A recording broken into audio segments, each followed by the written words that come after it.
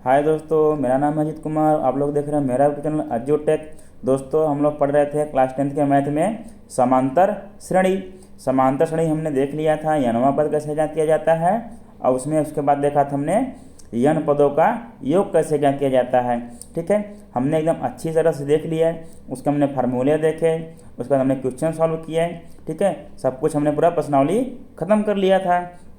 ठीक है दोस्तों, अब हम लोग उसके आगे पढ़ेंगे चैप्टर 6, जिसका नाम है त्रिभुज। इसको इंग्लिश में क्या बोलते हैं? ट्रायंगल बोलते हैं। ठीक है दोस्तों, चैप्टर स्टार्ट करने से पहले यदि आप लोगों को वीडियो अच्छा लगे प्लीज़ लाइक कीजिएगा, सब्सक्राइब कीजिएगा, अपने दोस्तों में ज़रूर शेयर कीजिएगा और बेल आइकन को दबाना न भूलिएगा। ठीक है दोस्तों, तो चलिए हम लोग क्या करेंगे, ज़्यादा टाइम वेस्ट नहीं करेंगे, हम लोग स्टार्ट करेंगे ट्रायंगल या त्रिभुज किसको कहते हैं। ठीक है, तो तीन भुजाओं से घिरी बंद आकृति को, ठीक है, तीन भुजाओं से घिरी बंद आकृति क्या कहते हैं? त्रिभुज कहते हैं। ठीक है दोस्तों, ये आप लोग परिभाषा बस इतना ही याद रखिएगा, तीन भुजाओं से घिरी बंद आकृति को, ठीक है ना, बंद आकृति को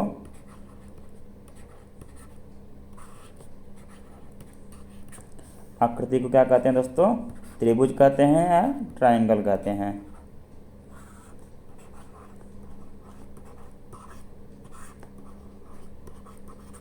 ठीक है, और दूसरी बात, ये तो हो गया पहला कंडीशन है, ये समझ लीजिए, तीन भुजाओं से घिरी बंद आकृति को त्रिभुज कहते हैं। और त्रिभुज के तीनों अंतःकोणों का योग कितना होता है? 180 अंश होता है। ठीक है, मान लीजिए त्रिभुज को कोण ए बी सी है, तब कोण ए प्लस कोण बी प्लस कोण सी, ठीक है, बराबर कितना होता है? 180 अंश होता है हमेशा।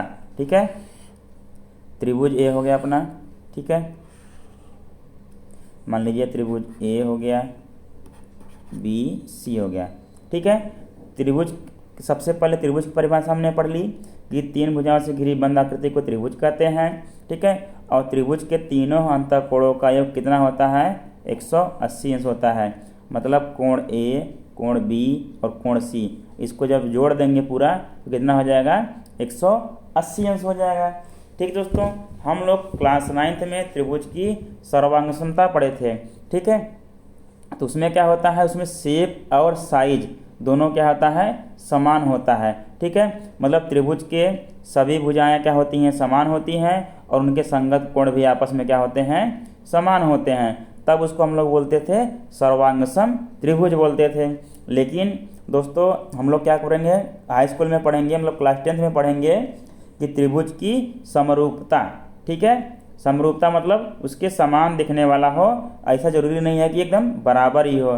ठीक है, तो आइए हम लोग त्रिभुज की समरूपता देखने से पहले हम लोग पहले देखेंगे समरूप आकृतियाँ। ठीक है, उसके बाद हम लोग देखेंगे त्रिभुज की समरूपता। ठीक है दोस्तों, चलिए आइए आगे बढ़ते हैं हम लोग। तो आइए दोस्तों, हम लोग देखते हैं विभिन्न प्रकार की समरूप आकृतियाँ देखेंगे। ठीक है, देखिए यहाँ पे एक चतुर्भुज है, मतलब समझ लीजिए कि वर्ग दिया हुआ है। वर्ग क्या है? ए बी सी डी, और दूसरा वर्ग यहाँ दिया है पी क्यू आर एस। ठीक है, अब देखिए वर्ग में समरूपता में क्या होना चाहिए? सबसे पहले क्या होता है कि इनके जो तो अंतःकोण होते हैं, संगत अंतःकोण बराबर होने चाहिए। ठीक है, और उसके बाद दूसरा कंडीशन क्या होगा? उनकी संगत भुजाएं क्या होनी चाहिए? समान अनुपात में होना चाहिए। ठीक है, आकृतियों की समरूपता के लिए। ठीक है, अब देखिए यहाँ कोण ए बराबर कितना है? 90 अंश। कोण पी बराबर कितना है? 90 अंश। यहाँ देखिए कोण बी बराबर कितना है? 90 अंश। कोण क्यू बराबर 90 अंश। कोण सी बराबर 90 अंश। कोण आर बराबर 90 अंश। कोण डी बराबर 90 अंश और कोण एस बराबर 90 अंश। क्या हो गया? देखिए सभी संगत कोण क्या हो गए? बराबर हो गए। सभी अंतर संगत कोण क्या हो गए? बराबर हो गए दी हुई आकृति के। अब देख लेते हैं कि सभी भुजाएं क्या हुआ है कि समान क्या है कि एक क्या है? समान अनुपात में है कि नहीं। संगत भुजाएं एक समान अनुपात में है कि नहीं। देखिए मान लीजिए इस ये भुजा कितनी है? 4 सेंटीमीटर है। ठीक है, और बाकी ये सब क्या है? 2 सेंटीमीटर। जब ये वर्ग है सभी भुजाएं क्या होंगी? 4 की होंगी, और ये सभी भुजाएं क्या होंगी? 2 की होंगी। ठीक है, अब देखिए एक समान रेशियो में है कि नहीं संगत भुजाएं। ए बी अगर अनुपात पी क्यू करेंगे तो क्या हो जाएगा? 4/2 हो जाएगा। और अगर यही AD अनुपाते PS करेंगे तब पर भी 4/2 होगा। मतलब सभी के साथ संगत भुजाएं की क्या है रेशियो, मतलब अनुपात, वो भी क्या है समान है। ठीक है, ठीक है दोस्तों, सभी संगत भुजाओं का रेशियो भी समान है, तब ये क्या हो गया, एक समरूप आकृति हो गया, मतलब समरूप वर्ग हो गए। ठीक है, आइए देखते हैं समरूप आयत देखते हैं। देखिए कोण A 90 अंश हो गया और कोण P यहाँ 90 अंश हो गया, कोण B 90 अंश, यहाँ कोण Q 90 अंश, यहाँ कोण C 90 अंश, यहाँ कोण R 90 अंश, यहाँ कोण D 90 अंश, यहाँ कोण S 90 अंश। ठीक है, अब देखिए संगत भुजाओं का अनुपात मतलब समान होना चाहिए। कैसे, देखिए अगर क्या है, देखिए यहाँ पे ये 2 सेंटीमीटर है और ये 1 सेंटीमीटर है। ठीक है, अब देखिए बाकी अगर ये 4 सेंटीमीटर है और ये 2 सेंटीमीटर है, सबका अनुपात क्या है, देखिए समान है। 4/2 करेंगे तब पर भी 2 आएगा, 2/1 करेंगे तब पर भी 2 आएगा। जब वो 4 हो गई तो आयत है तो ये भी 4 होगी, जब ये 2 हो गया तो आयत है तो ये भी 2 होगा और एक ये भी होगा। ठीक है, समझ में आ गया। मतलब उनकी संगत भुजाओं का अनुपात क्या होना चाहिए, समान होना चाहिए। ठीक है, समझ में आ गया। ये भी क्या हो गई तब समरूप आयत हो गया, या समरूप आकृति हो गई। देखिए जैसे अपना ये सर्कल है, इसकी त्रिज्या मान लेते हैं कितनी है, 3 है, और इसकी त्रिज्या क्या है, 1 है। ठीक है, तो क्या होगा, ये तो सर्किल ही है, सिर्फ इसमें क्या होती है, त्रिज्या ही होती है। ठीक है, क्या होती है, सिर्फ त्रिज्या होती है। अगर सर्कल बनाएंगे, सभी सर्किल, जितने भी प्रकार के सर्किल हैं, कैसे भी सर्किल हो, सभी सर्किल क्या होंगे, सभी वृत्त क्या होंगे, समरूप आकृति होंगे। कैसे होंगे, समरूप आकृति होंगे। ठीक है, यदि उनकी त्रिज्या समान भी हो जाती है तब पर भी वो क्या रहेंगे, वो समरूप आकृति के ही रहेंगे, समरूप आकृति कहलाएंगे। ठीक है, इसी प्रकार इसमें त्रिभुज ABC में देख लीजिए। अगर मान लीजिए क्या कौन सा समबाहु त्रिभुज है, AB कोण A 60 अंश, कोण B 60 अंश, कोण C 60 अंश। इसको मान लीजिए PQRB समबाहु त्रिभुज है, AB 60 अंश, AB 60 अंश, AB 60 अंश। सभी कोण क्या हो गए, संगत कोण। देखिए कोण A और कोण P समान हो गए, कोण B और कोण Q समान हो गए, कोण C और कोण R समान हो गए। अब मान लीजिए सभी भुजाएं क्या हैं, 3 सेंटीमीटर हैं, और मान लीजिए सभी भुजाएं क्या है, 1 सेंटीमीटर की हैं। जब AB अनुपात PQ करेंगे 3:1 आएगा। इसी प्रकार जब AC अनुपात PQR करेंगे तब पर भी क्या आएगा, 3:1 ही आएगा। मतलब संगत भुजाओं का अनुपात क्या रहा है, समान आ रहा है, तब क्या है, एक AB समरूप आकृति है। ठीक है, इसी प्रकार मान लीजिए आपका शंकु है। ठीक है, शंकु में क्या होगी, इसकी त्रिज्या, ठीक है, इसकी त्रिज्या और इसका जो ऊंचाई है, इसका भी क्या होना चाहिए, अनुपात समान होना चाहिए। ठीक है, तभी क्या होगा, ये भी एक समरूप शंकु कहलाएगा, समरूप आकृति होगी। ठीक है, अब आइए दोस्तों हम लोग क्या करेंगे कि समरूप आकृति का एक बार डिफिनेशन फिर समझ लेते हैं, फिर देखते हैं समरूपता और सर्वांगसम में क्या अंतर है। ठीक है, आइए देखते हैं। तो आइए दोस्तों देखते हैं। अब देखिए उनके क्या होना चाहिए, संगत कोण बराबर होने चाहिए। ठीक है, और उसके बाद क्या होना चाहिए, उनके संगत भुजाओं का अनुपात बराबर होना चाहिए। ठीक है, अभी हमने सर्किल पढ़ा, सर्किल में क्या होता है, त्रिज्या अगर समान हो या ना हो, उनके क्या होगा, सभी सर्किल क्या होते हैं, समरूप होते हैं, क्योंकि उसमें त्रिज्या का ही मेजर करना है, तीरा का ही डिफरेंस है। ठीक है, सभी क्या होंगे सर्किल, जितना भी सर्किल होगा वो क्या होगा, समरूप होगा। और इसी प्रकार मान लीजिए जो वर्ग होंगे, वर्ग जितने भी प्रकार के वर्ग होंगे, 2 वर्ग होंगे, 3 वर्ग होंगे, 4 वर्ग होंगे, वो भी क्या होंगे, सभी प्रकार के वर्ग क्या होंगे, एक समरूप होंगे। ठीक है, हमेशा समरूप रहेंगे। ठीक है, अगर सभी प्रकार के आयत क्या होंगे, हमेशा समरूप होंगे। आइए सब लिख लेते हैं। आइए दोस्तों देखते हैं, अब कंडीशन समझते हैं। सभी वृत्त क्या होते हैं, समरूप होते हैं, और सभी वर्ग वो भी क्या होंगे, एक समरूप हमेशा के हमेशा होंगे। ठीक है, और क्या है, सभी समबाहु त्रिभुज हमेशा क्या होते हैं, समरूप होते हैं। ये क्या है दोस्तों, कंडीशन हमेशा के लिए है। ठीक है, हमेशा लागू होगा कंडीशन। ठीक है, अगर आपको कहीं वृत्त दिखता है, कहीं वर्ग दिखता है और कहीं समबाहु त्रिभुज दिखता है, तो ये कंडीशन हर एक जगह लागू होगा कि वो हमेशा हमेशा के लिए क्या होंगे, समरूप होंगे। उसमें कुछ सोचना ही नहीं है, सीधा सीधा मार देना है। ठीक, अगर आपको ऑब्जेक्टिव दिया है, अगर लिखने के लिए भी दिया है, तो आपको यह समझना है कि क्या है, ये समरूप होंगे आकृतियाँ ये सब। ठीक है, वृत्त, वर्ग और समबाहु त्रिभुज हमेशा समरूप होंगे, कितनी भी आकृतियाँ दे दें, किसी भी प्रकार की आकृति दे दें। ठीक है, समझ में आ गया। चलिए आगे बढ़ते हैं। अब अगर हम वृत्त का, ठीक है, वर्ग का और समबाहु त्रिभुज का देखें तो क्या निष्कर्ष निकलता है कि जो सभी सर्वांगसम आकृतियाँ होती हैं वो सभी की सभी क्या होती हैं, समरूप होती हैं। लेकिन जो सभी समरूप आकृतियां हैं वो क्या होती हैं, सभी की सभी सर्वांगसम नहीं होती हैं। ठीक है, आइए इसको अच्छे से समझते हैं। चलिए दोस्तों आइए देखते हैं। ए क्या है, एक वर्ग है ए बी सी डी। ए क्या है, पी क्यू आर एस। अब देखिए इस वर्ग में क्या होता है, सभी अंतःकोण कितने कितने अंश के होते हैं, 90 अंश के होते हैं। ठीक है, जब दोनों वर्ग हैं तो दोनों के अंतःकोण सभी संगत अंतःकोण बराबर होंगे। ठीक है, और देखिए जब वर्ग है, मान लीजिए इसकी भुजा 4 सेंटीमीटर है, इसकी भुजा क्या है, 4 सेंटीमीटर है। ठीक है, तब अगर आपसे मैं पूछूं कि संगत भुजाओं का जो अनुपात होगा समान होगा कि नहीं होगा, समान होगा। जब 4 में 1 का भाग देंगे, 4 में 4 का भाग देंगे तो 1 ही आएगा। सब जगह क्या आएगा, संगत भुजाओं का अनुपात 1 1 1 1 आता जाएगा। देखिए जैसे कैसे निकालेंगे, ए बी अपान क्या करेंगे, तब यहाँ ए बी लेंगे तो यहाँ क्या लेंगे, पी क्यू। इसे क्या कहते हैं, संगत भुजा। ठीक है, ए बी की वैल्यू क्या है, 4 है, पी की वैल्यू भी क्या है, 4 है, बराबर क्या आएगा, 1। अगर मान लीजिए हमने यहाँ लिया बी सी, ठीक है, क्या लिया, बी सी, यहाँ क्या लेंगे तब क्यू आर। ठीक है, संगत भुजा लेंगे क्यू आर। तब देखिए बी सी की वैल्यू क्या आएगी, वर्ग है तो 4 है, क्यू आर की वैल्यू भी क्या आएगी, 4 आएगा, तो 1 आएगा फिर अनुपात। इसी प्रकार हम लोग सी डी और डी ए का निकालेंगे, यहाँ आर एस और एस पी के निकालेंगे, क्या निकालेंगे, अनुपात निकालेंगे। सभी के अनुपात क्या आएंगे, बराबर आएंगे। मतलब क्या हो गया, ये समरूप आकृति हो गई, समरूप चतुर्भुज हो गए। लेकिन एक बात और ध्यान दीजिए, अब क्या है देखिए, सर्वांगसम होने के लिए क्या होना चाहिए कि उसकी आकृति मतलब आकार और आकृति, शेप और साइज दोनों क्या होना चाहिए, सेम होना चाहिए। ठीक है, आप देखिए यहाँ शेप तो पहले तो आकार, ठीक है, आकार तो देखिए समान तो है ही, दोनों के दोनों वर्ग हैं। अब साइज देख लेते हैं, साइज यहाँ क्या है देखिए 4 सेंटीमीटर है, ये भी क्या है 4 सेंटीमीटर है। ठीक है, ये भी 4 सेंटीमीटर, ये भी 4 सेंटीमीटर, ये भी 4, ये भी 4, सभी क्या है, समान है। मतलब ये क्या है, सर्वांगसम भी है। क्या है ये, सर्वांगसम भी है ये। मतलब अब देखिए सर्वांगसम भी है और समरूप भी है। ठीक है, अब इधर देखिए इस वृत्त की सर्किल मान लीजिए कितना, रेडियस कितना है, मान लीजिए 3 है। इसकी भी मान लीजिए कितनी है, ये 3 है, और इसकी भी मान लीजिए क्या है, 2 है। ठीक है, सभी देखिए आकार कैसा है, सबका क्या है, समान है। क्या है, सभी सर्किल हैं, सबका आकार क्या है, समान है। लेकिन आकृति किसकी क्या है, देखिए आकृति इसकी, मतलब मान लीजिए ये ए सर्किल है, ये बी सर्किल है, ये सी सर्किल है।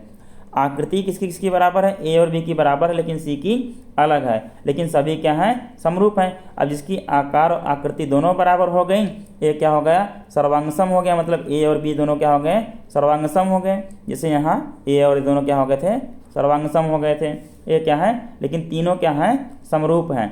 देखिए ये दोनों सर्वांगसम है, लेकिन तीनों क्या है, समरूप हैं। इसी प्रकार यहाँ देख लीजिए, मान लीजिए समबाहु त्रिभुज हो गया ए बी सी, ये हो गया पी, ये हो गया क्यू, ये हो गया आर, ये हो गया एस, ये हो गया टी, ये हो गया यू।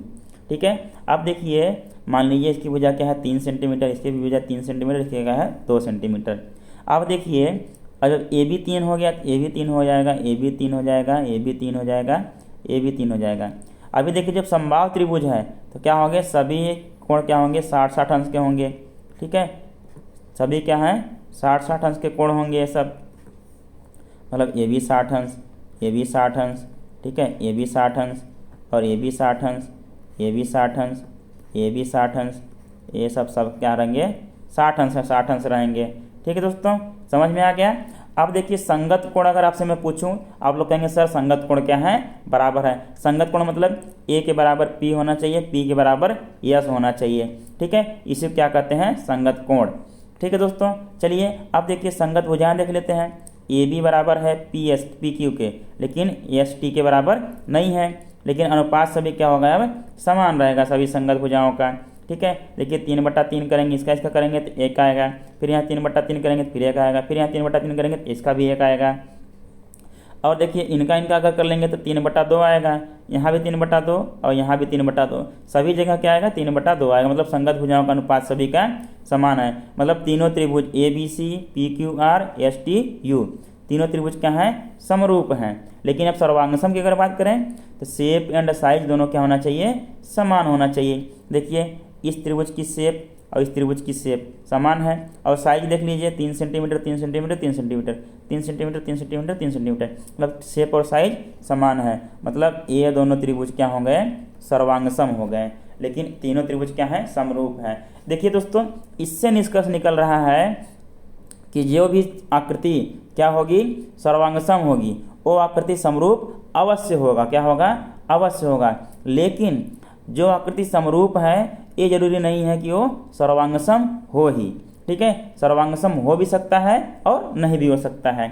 समझ में आ गई बात। चलिए इसी बात को हम लोग लिख लेते हैं। ठीक है दोस्तों, हमारा निष्कर्ष क्या निकला, सभी सर्वांगसम आकृतियाँ क्या होती हैं, समरूप होती हैं।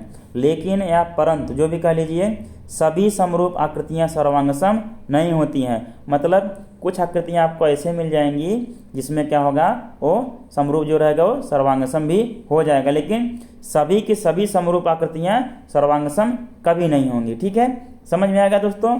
चलिए अब हम लोग क्या करते हैं, आगे बढ़ते हैं। चलिए देखते हैं। मान लीजिए चतुर्भुज वर्ग दिया है आप लोगों को, जिसकी सभी भुजाएं क्या हैं, 3 सेंटीमीटर है। ठीक है, वर्ग की सभी भुजाएं क्या होती हैं, समान होती हैं।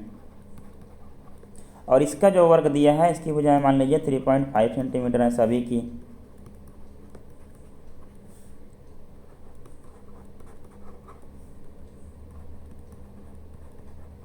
ठीक है दोस्तों, अब देखिए हमें संगत होने के लिए, समरूप होने के लिए क्या होना चाहिए, सभी संगत कोण क्या होने चाहिए, बराबर होने चाहिए। जब ये भी वर्ग है, ये भी वर्ग है, हमको पता है वर्ग के सभी अंतःकोण क्या होते हैं, 90-90 अंश के होते हैं। तब देखिए कोण ए और कोण पी क्या हो जाएंगे, बराबर हो जाएंगे। मतलब कोण ए बराबर कोण पी हो जाएगा। इस प्रकार देखिए कोण बी बराबर कोण क्यू हो जाएगा, कोण बी बराबर कोण क्यू हो जाएगा।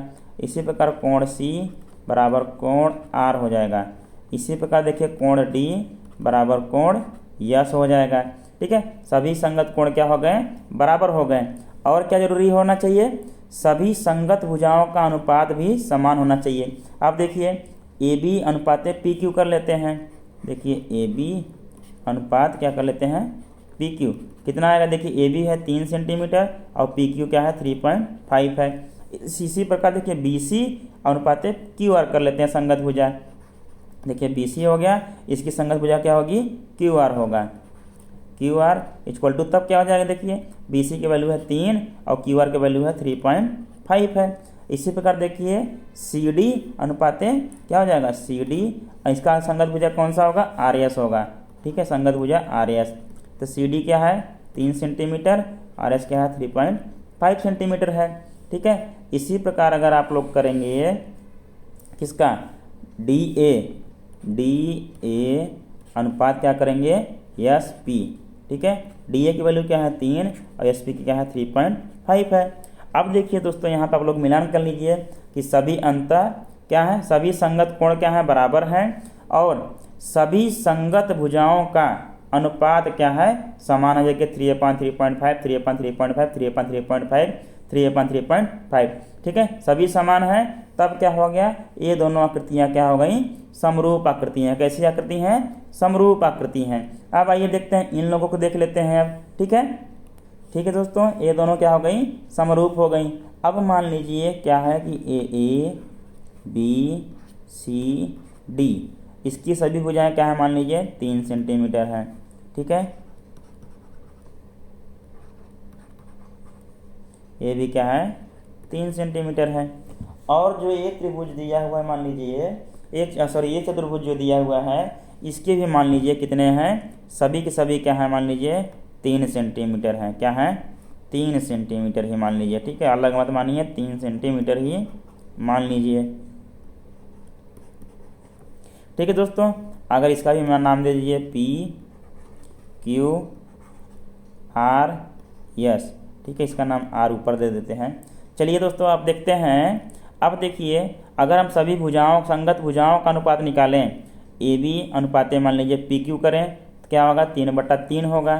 ठीक है, अगर मान लीजिए हम करें ए बी अनुपात पी क्यू, क्या होगा 3/3 होगा, बराबर 1 आएगा।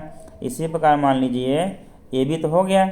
अब क्या करें, ए बी अनुपात क्या किया हमने, पी क्यू किया। अब अगर हम लेंगे बी डी अनुपात क्या हो जाएगा क्यू आर, ठीक है, बी डी सभी देख लीजिए दोस्तों, B D upon Q R कर लेंगे, ठीक है, बराबर क्या हो जाएगा 3/3 हो जाएगा बराबर 1। सभी के सभी देखिए, इसके भी सभी भुजाएं क्या है 3-3 सेंटीमीटर, इसके भी क्या है 3-3 सेंटीमीटर है। भुजाओं का अनुपात तो क्या हो जाएगा दोस्तों बराबर हो जाएगा। लेकिन अब आइए देखते हैं,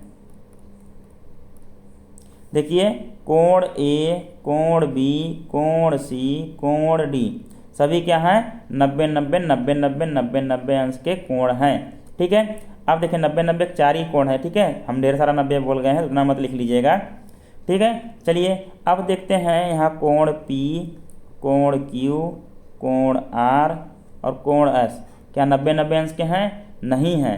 क्या है 90-90 अंश के?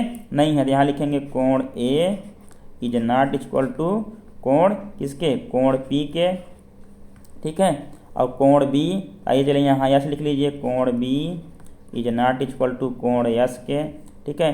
कोण C is not equal to कोण क्यू के,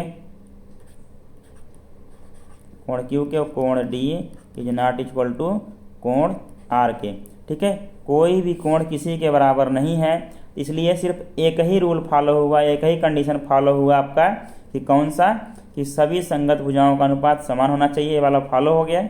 लेकिन सभी अंतःकोण, सभी संगत कोण क्या होना चाहिए? बराबर होने चाहिए। वो क्या हो गया? बराबर नहीं हुआ, तो क्या हो गया? ये समरूप आकृति नहीं है, ठीक है। ठीक है दोस्तों, ये क्या सिद्ध हो गया? ये समरूप आकृति नहीं है, ठीक है दोस्तों। चलिए अब क्या करते हैं, हम लोग पढ़ेंगे त्रिभुजों की समरूपता। चलिए दोस्तों देखते हैं त्रिभुजों की समरूपता कैसे पहचानेंगे। क्या होना चाहिए? त्रिभुजों के संगत कोण बराबर होने चाहिए, मतलब त्रिभुजों के संगत कोण बराबर हो। और क्या कंडीशन होता है दूसरा वाला? त्रिभुजों के संगत अनुपात क्या हो? बराबर, मतलब संगत भुजाओं के अनुपात, ठीक है, संगत भुजाओं के अनुपात, संगत भुजाओं के अनुपात क्या होना चाहिए? बराबर होना चाहिए, ठीक है। त्रिभुजों के संगत भुजाओं के अनुपात बराबर हों, ठीक है। जब दोनों कंडीशन फॉलो होंगे तभी हम लोग कहेंगे कि त्रिभुज क्या है? समरूप त्रिभुज हैं, ठीक है दोस्तों। समझ में आ गया? चलिए अब आगे बढ़ते हैं हम लोग। तो आइए दोस्तों, हम लोग त्रिभुजों को समरूपता समझ गए हैं हम लोग, क्योंकि हम लोग पहले भी देख चुके हैं एग्जाम्पल इसके, तो हम लोग एग्जाम्पल अभी नहीं देखेंगे। तो चलिए हम लोग पहले स्टार्ट करेंगे प्रश्नावली 6.1, उसके बाद हम लोग आगे बढ़ेंगे। आइए दोस्तों, मान लीजिए आपको क्वेश्चन दिया हुआ है, पहला क्वेश्चन मान लीजिए शॉर्ट वाला है, ठीक है, 1 नंबर 2 नंबर का है। कह रहा है सभी वृत्त होते हैं, अब जो ब्रैकेट में है उनमें से दोनों में से एक यूज करके यहाँ लिखना है। क्या होते हैं? सर्वांगसम होते हैं। सभी वृत्त तो सर्वांगसम हो नहीं सकते हैं, सभी वृत्त क्या होते हैं? समरूप होते हैं। जस्ट अभी हमने आपको इसके पहले लिखवाया था, बताया था। मतलब क्या है? सभी वृत्त क्या होते हैं? समरूप होते हैं, ठीक है। सभी वृत्त क्या होते हैं? समरूप होते हैं। सभी के सभी वृत्त सर्वांगसम नहीं हो सकते हैं, लेकिन कैसा भी वृत्त बना लीजिए, कैसे भी करके वृत्त बना लीजिए, किसी भी त्रिज्या का वृत्त बना लीजिए, वो क्या रहेंगे? हमेशा समरूप रहेंगे। मतलब सभी के सभी वृत्त क्या होते हैं? समरूप होते हैं, ठीक है दोस्तों। चलिए एक क्वेश्चन आप लोगों को आ गया, आइए अगला क्वेश्चन देखते हैं अब। चलिए दोस्तों, फिर से आपसे अगला क्वेश्चन पूछा गया है कि सभी वर्ग ... होते हैं, दिया है सर्वांगसम और समरूप, ठीक है, हमने ऐसे लगा दिया है, ठीक है। तो हमने अभी जस्ट आपको बताया है कैसा भी वर्ग बना लिए, किसी भी प्रकार से वर्ग बना लीजिए, वो क्या रहेंगे? हमेशा हमेशा समरूप रहेंगे। सभी के सभी वर्ग सर्वांगसम नहीं होने चाहिए, क्योंकि सर्वांगसम होने के लिए शेप एंड साइज दोनों क्या होने चाहिए? समान होने चाहिए। लेकिन समरूप होने के लिए शेप समान होना चाहिए, साइज समान हो या न हो, लेकिन संगत भुजाओं का अनुपात क्या होना चाहिए? समान होना चाहिए, तब क्या कहलाता है? समरूप कहलाता है। इसीलिए क्या होता है? सभी के सभी वर्ग क्या होते हैं? समरूप होते हैं, ठीक है। जस्ट अभी हमने पॉइंट आपको लिखवाया भी था, समझाया भी था, ठीक है। अब आपसे कोई पूछेगा कि सभी वृत्त और सभी वर्ग क्या होते हैं, आप बोलेंगे समरूप होते हैं, ठीक है। इसको आप लोग याद रखेंगे, कॉम्पिटिटिव एग्जाम में पूछा जाता है, ठीक है दोस्तों। आइए दोस्तों देखते हैं अगला क्वेश्चन आप लोगों के लिए क्या दिया हुआ है। दिया है सभी ... त्रिभुज समरूप होते हैं। तो सभी कौन से त्रिभुज समरूप होते हैं? सभी की सभी हमने आपको जस्ट अभी पॉइंट में इसके पहले लिखाया हुआ था और बताया हुआ था अभी कैसे होते हैं। ठीक है। समद्विबाहु या समबाहु, सभी के सभी समबाहु त्रिभुज, जितने भी समबाहु त्रिभुज होते हैं हमने आपको बताया था वो सभी के सभी क्या होते हैं, समरूप त्रिभुज होते हैं, ठीक है। मतलब सभी समबाहु क्या हो गए, सभी समबाहु त्रिभुज समरूप होते हैं, ठीक है दोस्तों। देखिए आप लोगों को अगर पता होगा तो कितनी आसानी से आप लोग क्वेश्चन कर ले जाएंगे, ठीक है दोस्तों। प्रश्नावली स्टार्ट करने से पहले कुछ वर्ग बना के हमने समरूपता चेक किया और बाकी प्रश्नावली में हमने इतना देख लिया कि कौन कौन से आकृति क्या होते हैं, कब समरूप होते हैं, ठीक है दोस्तों। अब आपसे अगला क्वेश्चन कह रहा है कि समरूप आकृति मतलब कि दो युग्म बनाई जिसकी समरूप आकृतियां हों, और कह रहा है ऐसा दो युग्म बनाई जिसकी समरूप आकृतियां नहीं हो। इसके जस्ट पहले हम लोग अभी समरूप आकृतियां बना के देख लिए हैं, दो दो करके, एक समरूप था एक समरूप नहीं था, मतलब उस टाइप के क्वेश्चन हमने हल कर लिया है ऑलरेडी। तो हमको दोस्तों हल नहीं करना है, ये प्रश्नावली यहीं पे खत्म होता है। अब हमने त्रिभुजों की समरूपता देख ही लिया है, अब हम लोग उसको आगे क्या पढ़ेंगे, त्रिभुजों की समरूपता देखेंगे कैसे कैसे सिद्ध किया जाता है।